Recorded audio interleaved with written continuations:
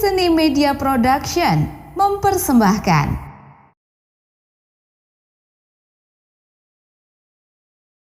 Letnan Jenderal TNI Purnawirawan Haji Prabowo Subianto Djoyo Hadikusumo.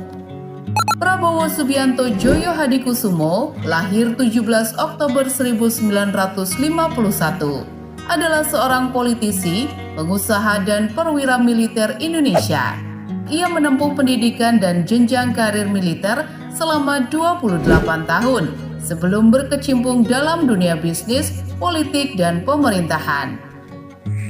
Prabowo Subianto yang dikenal sebagai mantan militer dan politisi juga merupakan seorang pengusaha yang memulai bisnis di usia 50-an.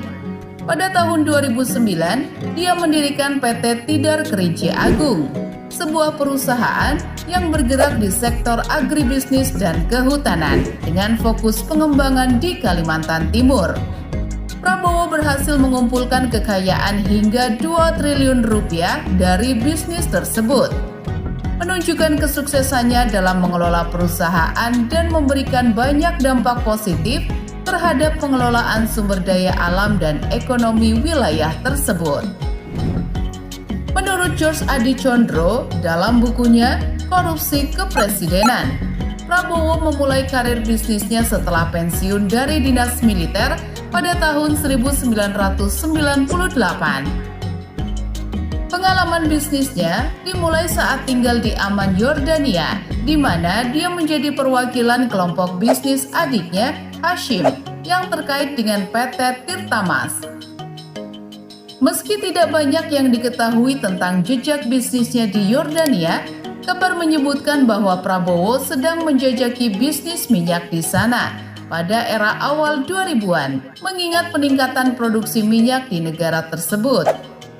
Femi Adi dalam bukunya, Prabowo dari Cijantung bergerak ke Istana, juga mencatat informasi seputar langkah-langkah bisnis Prabowo di Yordania. Namun, kiprah bisnis Prabowo baru menjadi perhatian ketika pulang kampung ke Indonesia sekitar tahun 2000-an.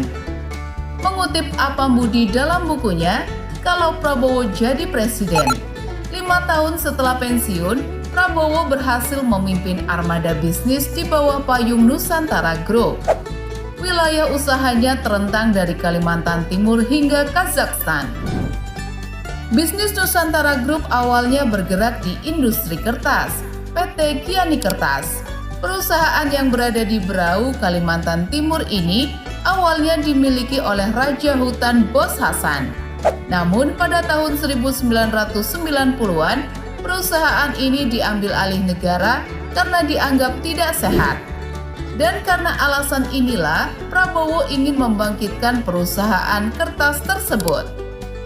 Dia membeli Giani Kertas sebesar 1,8 triliun rupiah dan mengubahnya menjadi PT Kertas Nusantara. Sayang, di tangan Prabowo, perusahaan itu tak begitu sukses. Setelah bermain di industri kertas, Prabowo beralih ke sektor bisnis lain. Tercatat, ex-Pangkostrat ini sempat bermain di bisnis minyak kelapa sawit di PT Tidar Kerinci Agung. Perusahaan ini didirikan oleh sang bapak, Sumitro Djoyo Hadikusumo, pada Juli 1984. Lalu, dia juga bisnis perikanan lewat PT Jalandri Nusantara dan sektor migas lewat PT Nusantara Energi. Sedangkan di bidang jasa keamanan, dia memiliki PT Garda Tama Nusantara.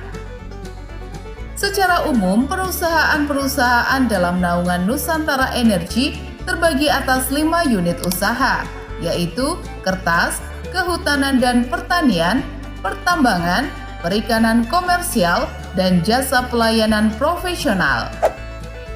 Keseluruhan perusahaan dalam Nusantara Energy Group menampung tidak kurang dari 10.000 pekerja dengan total aset sebesar 1 miliar US dollar. Sebagai calon presiden 2024, Prabowo telah mengajukan laporan harta kekayaan penyelenggara negara (LHKPN) kepada Komisi Pemilihan Umum atau KPU sebagai salah satu persyaratan dalam mencalonkan diri sebagai calon presiden dalam Pilpres 2024.